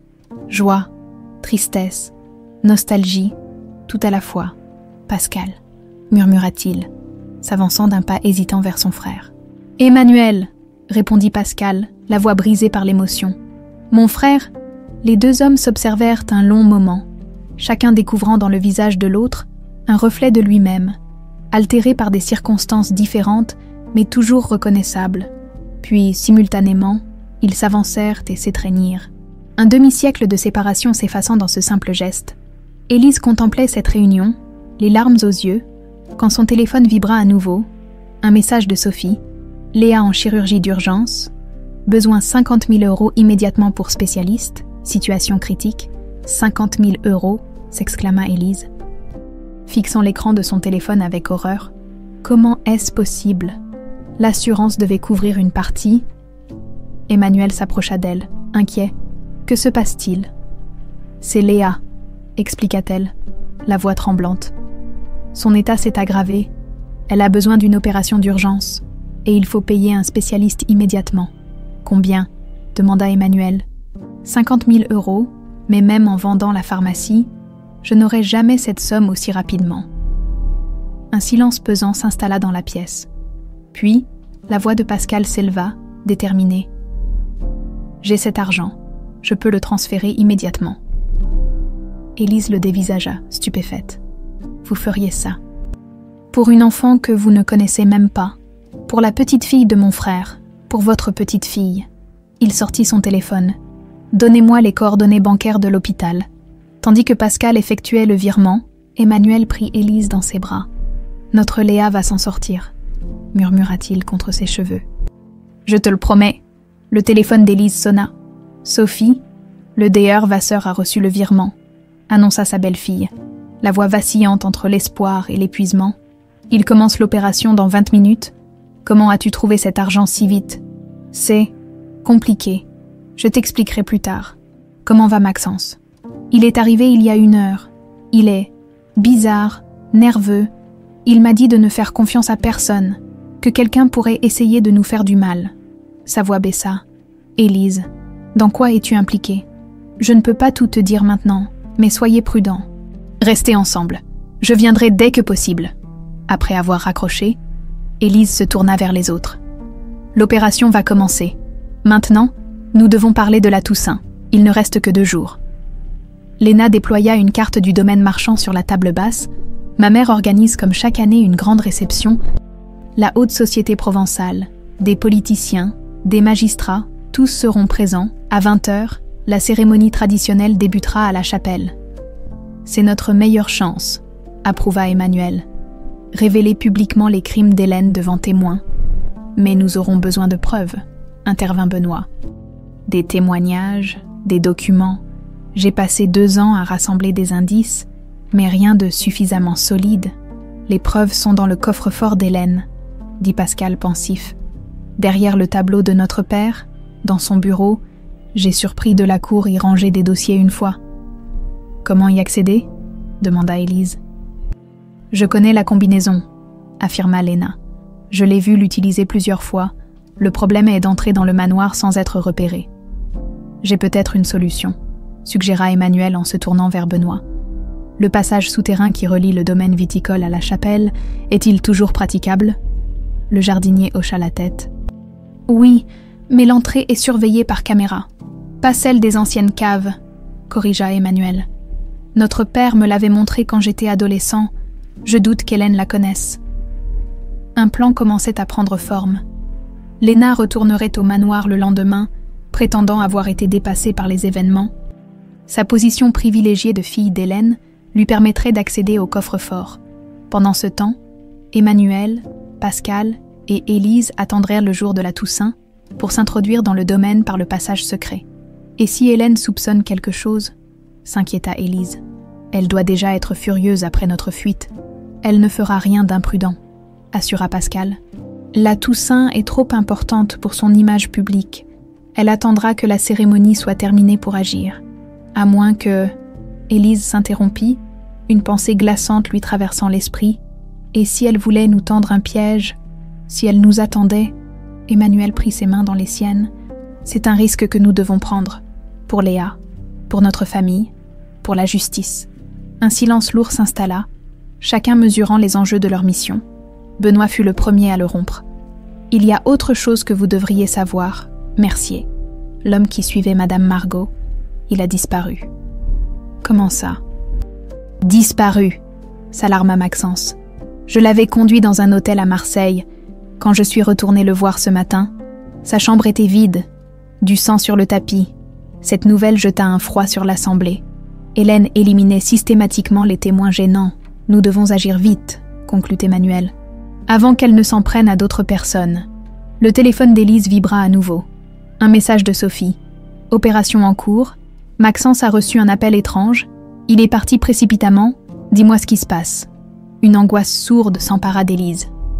Maxence est parti. Où? Personne n'eut le temps de répondre. La porte du pavillon s'ouvrit brusquement, laissant entrer Madame Hélène, escortée de 2 hommes armés, derrière elle. Maxence, le visage défait, les yeux rivés au sol. Quelle touchante réunion de famille, railla la matriarche, son regard froid balayant la pièce.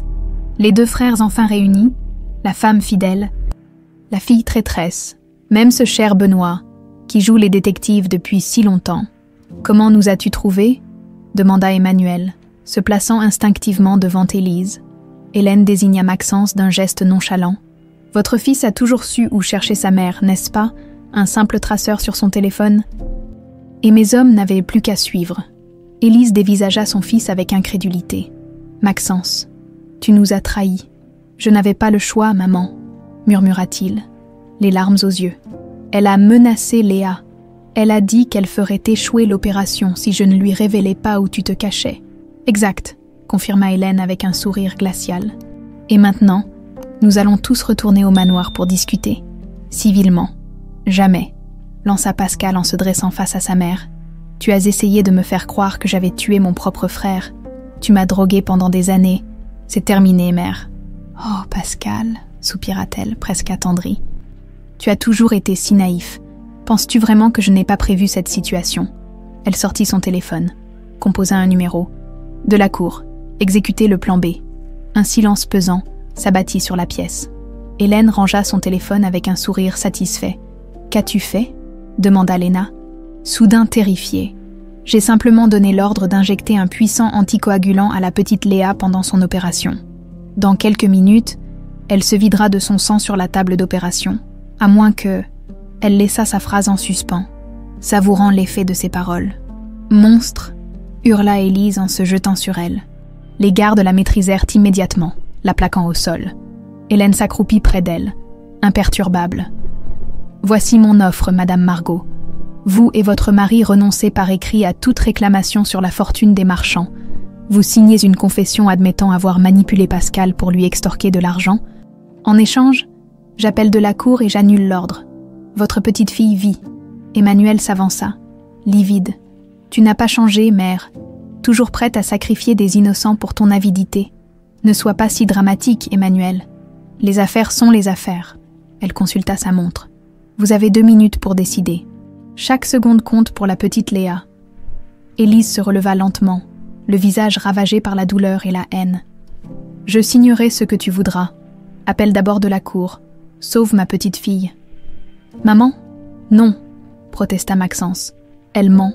Elle ne tiendra jamais parole. »« Je n'ai pas le choix, » répliqua Élise. « C'est la vie de Léa qui est en jeu. » Hélène sortit un document de son sac et le tendit à Élise avec un stylo plume en or. « Signez d'abord, puis j'appellerai. » Élise hésita, cherchant dans les yeux d'Emmanuel un conseil, une direction. Il hocha imperceptiblement la tête, un message silencieux qu'elle seule pouvait comprendre. Elle saisit le stylo et, d'un geste vif, le planta dans la main d'Hélène, l'épinglant à la table.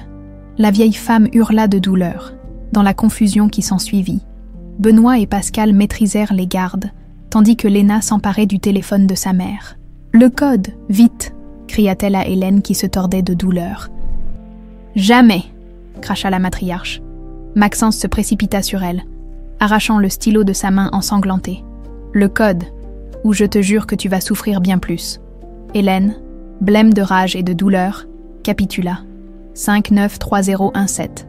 Léna composa frénétiquement le numéro de Delacour. « C'est Léna, annulez immédiatement le plan B. Je répète, annulez le plan B.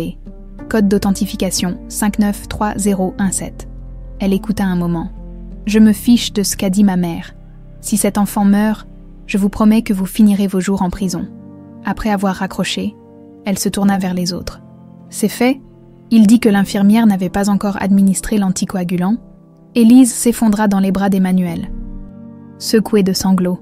« Il faut que j'aille à l'hôpital, maintenant. »« Bien sûr, » approuva Emmanuel. « Benoît, emmène-la à Saint-Rémy immédiatement. »« Et pour elle ?» demanda Pascal en désignant sa mère, que Maxence maintenait fermement. « Nous l'emmenons avec nous, » décida Emmanuel. « Elle ne quittera pas notre vue jusqu'à la Toussaint. Léna, contacte le docteur Ferrand pour sa main, mais qu'il vienne ici. Personne ne sort de cette clinique. » Avant de partir, Élise s'approcha d'Hélène.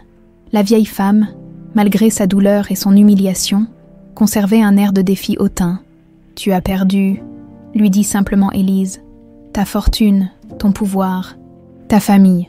Tu as tout sacrifié sur l'autel de ton orgueil.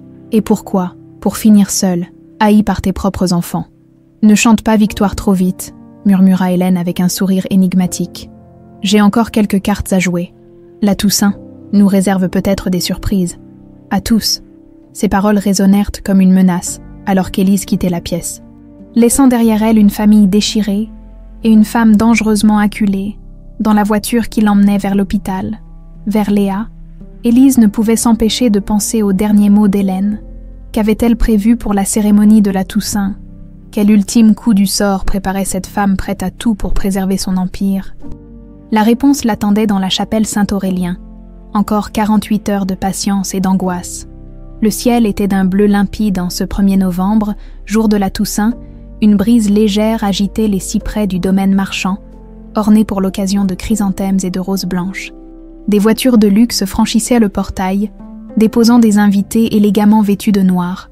La tradition voulait que l'on honore les morts avec solennité avant de célébrer la vie lors du somptueux banquet qui suivrait. Élise observait ce ballet mondain depuis la fenêtre d'une petite dépendance à l'orée du domaine. Son cœur battait à tout rompre. Dans quelques heures, tout serait terminé, d'une façon ou d'une autre. « Comment va Léa ?» demanda Emmanuel en s'approchant derrière elle, posant doucement ses mains sur ses épaules. « L'opération s'est bien passée, » répondit-elle avec un soupir de soulagement. « Elle est encore en soins intensifs. Mais le médecin est confiant. Sophie reste auprès d'elle. » Emmanuel déposa un baiser sur ses cheveux. « Notre petite fille est forte, comme sa grand-mère. » La porte s'ouvrit sur Pascal et Léna, suivie de Benoît, qui portait un sac volumineux. « Tout est en place, » annonça Léna. « Les documents du coffre, les témoignages, l'enregistrement de l'aveu de mère, nous avons tout ce qu'il faut pour la faire tomber. » Et Hélène, sans quitter Élise, « Sous bonne garde dans une chambre d'hôtel à Marseille, » assura Maxence qui venait d'entrer. « 2 anciens collègues de Benoît la surveillent. Elle ne s'échappera pas. Ne sous-estimez jamais ma mère, » avertit Pascal, le visage sombre. « Elle garde toujours un coup d'avance. » Benoît ouvrit le sac, révélant des vêtements noirs élégants, Vos tenues pour la cérémonie, en tant qu'invités, nous passerons inaperçus jusqu'au moment crucial.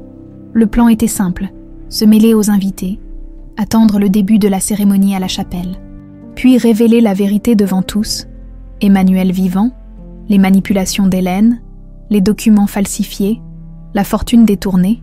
Élise enfila une robe noire sobre, attachant à son poignet le petit médaillon d'argent qu'Emmanuel lui avait rendu. Ce soir, ce symbole de leur amour servirait un dessein plus grand. À 19h, ils se séparèrent pour entrer au domaine par différents accès, se fondant parmi les quelques 150 invités qui déambulaient dans les jardins illuminés par des centaines de bougies. Élise, au bras de Maxence, passa devant Yvonne qui accueillait les invités. La gouvernante la fixa un instant, plissant les yeux, mais ne dit rien. Peut-être la croyait-elle autorisée par Madame Hélène à assister à la cérémonie. Madame Hélène est-elle déjà arrivée ? Demanda discrètement un invité à la gouvernante. Elle sera là pour la cérémonie, répondit Yvonne. Elle tenait à se recueillir en privé avant l'office. Élise et Maxence échangèrent un regard inquiet. Comment Hélène pouvait-elle être au domaine alors qu'elle était censée être retenue à Marseille ? Quelque chose ne va pas, murmura Élise en cherchant Emmanuel du regard. Elle l'aperçut près du buffet, en pleine conversation avec un vieux monsieur qui semblait fasciné par ses propos. Pascal et Léna étaient également présents, se tenant à distance l'un de l'autre pour ne pas éveiller les soupçons. À 19h30, les cloches de la chapelle retentirent, invitant les convives à se diriger vers le lieu de culte. Élise sentit son estomac se nouer. Le moment de vérité approchait. La chapelle Saint-Aurélien resplendissait de la lueur de centaines de bougies. L'autel était couvert de fleurs blanches et, selon la tradition, chaque famille avait apporté un objet personnel du défunt à honorer. Photos, médailles, bijoux, lettres. Dans le premier rang, une place vide était réservée à Madame Hélène. Les minutes passaient et la matriarche n'apparaissait toujours pas. Les murmures d'inquiétude commençaient à s'élever parmi l'assistance. Soudain, les lourdes portes en chêne s'ouvrirent et de la cour entra précipitamment, le visage décomposé. Il se dirigea vers l'officiant et lui chuchota quelque chose à l'oreille. Le prêtre pâlit visiblement. « Mesdames et messieurs, » annonça-t-il d'une voix tremblante, « je dois vous informer d'une terrible nouvelle. Madame Hélène Marchand a été retrouvée, sans vie dans ses appartements il y a quelques minutes. » Un murmure d'horreur parcourut l'assemblée. Élise chercha le regard d'Emmanuel, puis celui de Pascal. Que se passait-il ? Était-ce une ruse d'Hélène ? Une ultime manipulation ? « La cérémonie est reportée, » poursuivit le prêtre. « La famille vous prie de bien vouloir. »« Non. » La voix de Pascal s'éleva, ferme et claire. Tous les regards se tournèrent vers lui, tandis qu'il s'avançait vers l'autel. La cérémonie continuera, en l'honneur des véritables morts, pas des fantômes. Un silence stupéfait accueillit cette déclaration.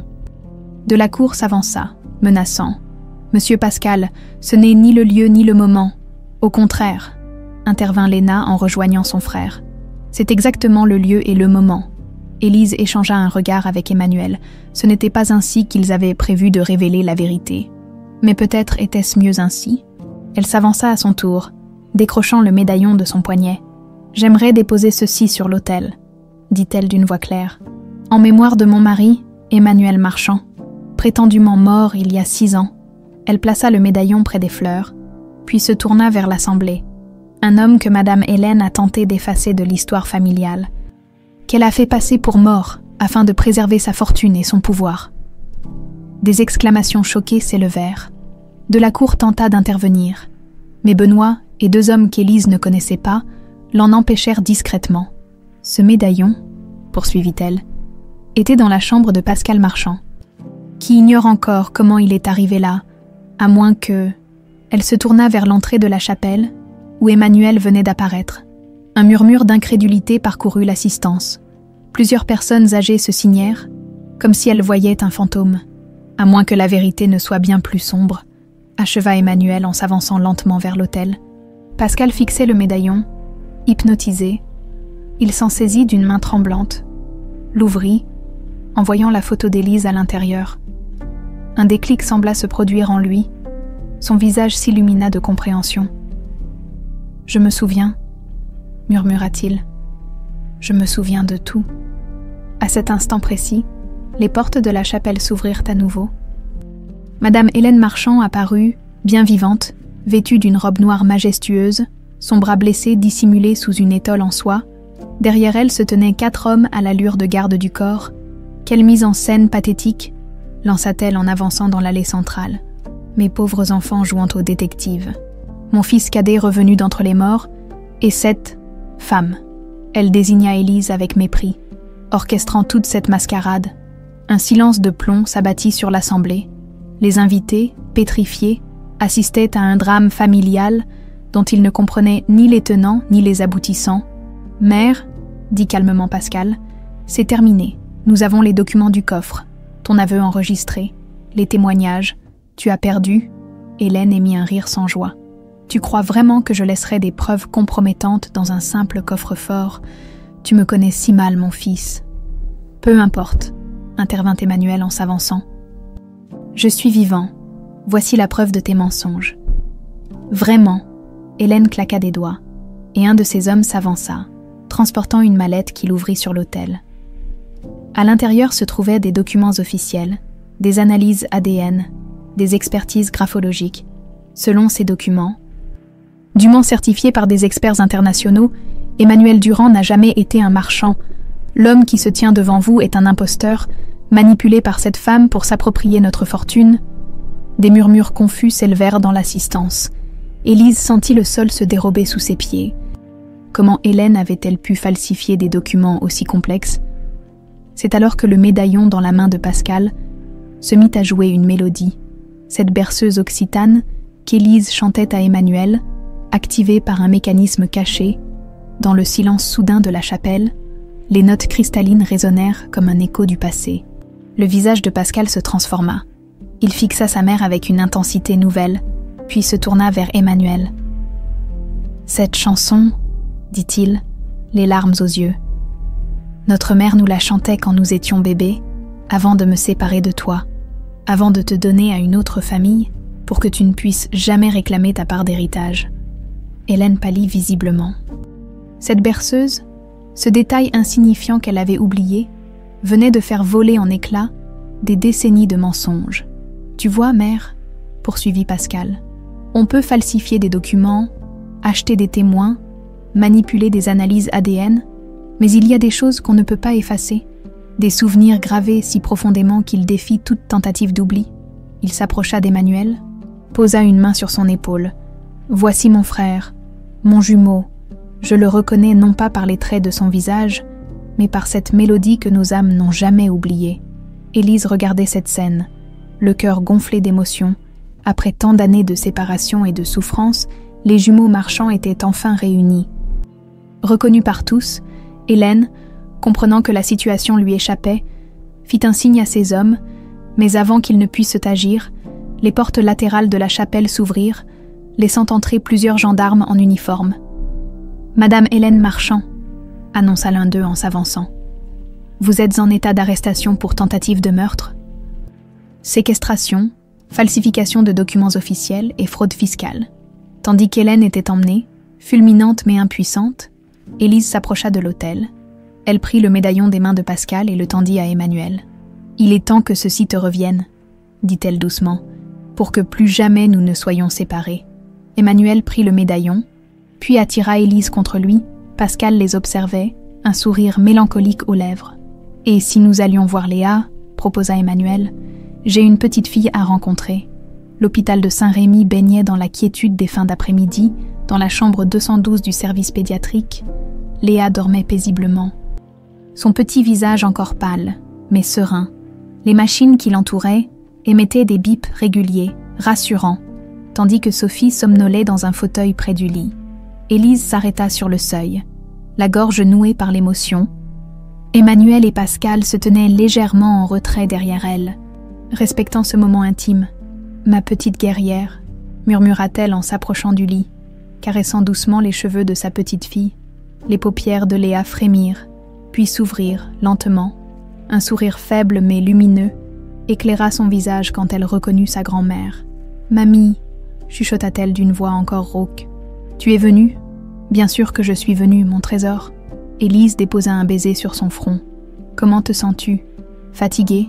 Et j'ai un peu mal. » Son regard curieux se posa sur les deux hommes restés en retrait. « Qui sont ces messieurs ?» Élise fit signe à Emmanuel d'approcher. « Léa, je voudrais te présenter quelqu'un de très spécial. » Sa voix se brisa légèrement. « C'est ton grand-père, Emmanuel. » Les yeux de la petite fille s'écarquillèrent. « Mais tu as dit qu'il était au ciel ?» Emmanuel s'avança, visiblement ému. « J'étais partie très loin, ma chérie, mais maintenant je suis revenue, pour toujours. » Sophie, réveillée par les voix, observait la scène avec stupéfaction. « Emmanuel, c'est impossible !» Tandis qu'Élise expliquait brièvement la situation à sa belle-fille abasourdie, Pascal s'approcha du lit de Léa. Il sortit de sa poche un petit paquet soigneusement enveloppé. « Je m'appelle Pascal », se présenta-t-il avec douceur. « Je suis le frère jumeau de ton grand-père. Ce qui fait de moi ton grand-oncle, je suppose. » Il lui tendit le paquet. « Un petit cadeau pour une courageuse jeune fille. » Léa ouvrit le paquet avec des gestes encore hésitants. À l'intérieur se trouvait une petite boîte à musique en argent ciselé. Quand elle l'ouvrit, la même berceuse occitane que celle du médaillon s'en échappa. « C'est joli », murmura-t-elle en écoutant attentivement. « Ça me rappelle quelque chose, comme si je l'avais déjà entendu. Ta grand-mère te la chantait quand tu étais bébé, » expliqua Emmanuel en échangeant un regard complice avec Élise. « C'est une chanson qui se transmet dans notre famille depuis des générations. » Le médecin entra à ce moment-là, consultant le dossier de Léa. « L'opération a été un succès complet », annonça-t-il avec satisfaction. Grâce à l'intervention du professeur Vasseur, la malformation a été entièrement corrigée. Léa devra rester sous surveillance pendant quelques jours, mais elle pourra rentrer chez elle la semaine prochaine. « Et ensuite ?» demanda Élise. Inquiète, y aura-t-il des limitations, des traitements à vie ? Aucun traitement permanent ne sera nécessaire. Quelques précautions pendant 6 mois, puis elle pourra mener une vie tout à fait normale. Le médecin sourit à sa jeune patiente. Elle pourra courir, nager, danser, tout ce qu'une fille de son âge aime faire. Cette nouvelle fut accueillie avec des larmes de joie. Après tant d'épreuves, la famille voyait enfin le bout du tunnel. En quittant l'hôpital, Emmanuel prit les mains d'Élise dans les siennes. « Je dois te montrer quelque chose. Pascal et moi avons pris une décision importante. » Ils se rendirent en voiture jusqu'au domaine marchand, désormais vide de toute présence menaçante. Madame Hélène était en détention provisoire. De la cour également, les employés, libérés de leur emprise, vaquaient à leurs occupations avec une légèreté nouvelle. Pascal les conduisit jusqu'à une aile du manoir qu'Élise n'avait jamais visitée. En ouvrant une porte massive, il révéla une vaste pièce lumineuse aux murs couverts d'étagères. « L'ancienne bibliothèque médicale de notre père », expliqua-t-il. « Il était passionné par les remèdes traditionnels, tout comme toi. » Emmanuel s'approcha d'une grande table en chêne, au centre de la pièce. « Nous avons pensé que cet endroit pourrait devenir un centre de traitement alliant médecine moderne et remèdes traditionnels, » compléta Pascal. « Avec ton expertise en herboristerie et nos ressources, nous pourrions créer quelque chose d'unique. » Élise parcourait la pièce du regard, stupéfaite. « Mais le domaine vous appartient à vous deux maintenant, la fortune, les vignobles, tout ça. » « Justement, » acquiesça Emmanuel. « Nous avons décidé de transformer une partie du domaine. La chapelle, cette aile du manoir, et les jardins en contrebas deviendront un centre de soins accessible à tous. Et la pharmacie que tu as héritée de ta grand-mère, » ajouta Pascal, « pourrait devenir une annexe en village, un lien entre le centre et la communauté locale. » Émue aux larmes, Élise ne trouvait plus ses mots. Ce rêve qu'elle et Emmanuel partagèrent depuis leur jeunesse, allier les connaissances ancestrales aux avancées modernes pour soigner autrement, prenait soudain forme devant ses yeux. « Et ce n'est pas tout, » poursuivit Emmanuel en l'entraînant vers une fenêtre qui donnait sur le versant sud de la propriété. « Tu vois cette colline là-bas, c'est l'emplacement de l'ancienne mine d'argent des marchands, celle qu'Hélène prétendait épuiser. Exactement. Elle ne contient plus beaucoup d'argent, c'est vrai, mais elle abrite quelque chose de bien plus précieux. » Il échangea un regard complice avec son frère. « Des plantes médicinales extrêmement rares, qui ne poussent que dans ce sol particulier. L'achillée de Saint-Aurélien, » murmura Élise, stupéfaite. « La plante que ma grand-mère utilisait pour ses remèdes les plus puissants, celle que je croyais presque disparue. Elle pousse en abondance sur les pentes de la mine, » confirma Pascal. Notre père le savait. Il a prétendu que la mine était épuisée pour protéger ses plantes de l'exploitation commerciale. Le soleil déclinait doucement, dorant les collines de la Provence. Dans le jardin en contrebas, Des ouvriers commençaient déjà à préparer l'espace pour ce qui deviendrait le cœur du nouveau centre. Un vaste jardin d'herbes médicinales. « Il y a une dernière chose dont nous devons parler », dit doucement Emmanuel en guidant Élise vers un banc de pierre. « À propos de nous. » Elle le regarda, soudain inquiète. Ces 6 années de séparation forcée avaient-elles creusé un fossé entre eux? Qu'y a-t-il? Ces années de captivité m'ont changé. Élise, les médicaments, l'isolement? Il hésita. Je ne suis plus tout à fait l'homme que tu as connu. Et je ne suis plus tout à fait la femme que tu as quittée, répondit-elle en caressant sa joue. Nous avons tous deux des cicatrices, visibles ou invisibles. Mais notre amour, c'est justement ce dont je voulais te parler. Il prit ses mains dans les siennes. Ces épreuves m'ont fait réaliser à quel point notre amour est précieux, irremplaçable. J'aimerais, oui, j'aimerais qu'on se marie à nouveau. Pas juste une cérémonie administrative pour régulariser ma situation, mais de véritables noces. Un nouveau départ. Les larmes aux yeux. Élise hocha la tête. J'aimerais beaucoup. Pascal, qui s'était discrètement éloigné, revint vers eux avec un bouquet de fleurs sauvages qu'il avait cueillies dans le jardin. Pour sceller vos fiançailles, dit-il en le tendant à Élise avec un sourire chaleureux. Si vous le permettez, j'aimerais être votre témoin cette fois. Pour rattraper toutes ces années où je n'ai pas pu être le frère qu'Emmanuel méritait, les derniers rayons du soleil illuminaient le domaine lorsqu'ils quittèrent le futur centre de soins. Dans la voiture qui les ramenait vers Saint-Rémy, Élise contemplait le paysage provençal avec des yeux neufs. Cette terre qui avait été témoin de tant de douleurs serait désormais le théâtre d'une renaissance. Pour elle, pour Emmanuel, pour leur famille réunifiée, et pour tous ceux qui viendraient chercher guérison et réconfort au centre. 6 mois plus tard, par une douce journée de printemps, le centre de soins intégratifs Saint-Aurélien ouvrait officiellement ses portes. La chapelle, rénovée et transformée en espace d'accueil, résonnait de rires et de conversations animées. Léa, complètement rétablie, courait joyeusement dans les allées du jardin médicinal avec d'autres enfants. Élise, dans une simple robe de lin blanc, observait cette scène depuis la terrasse, son cœur débordant de gratitude. À ses côtés, Emmanuel et Pascal discutaient avec des médecins venus du monde entier pour découvrir cette approche novatrice des soins. Un léger parfum de lavande et d'achillée flottait dans l'air, tandis qu'elle contemplait ce nouveau chapitre de leur vie, comme les plantes médicinales qu'elle avait toujours cultivées.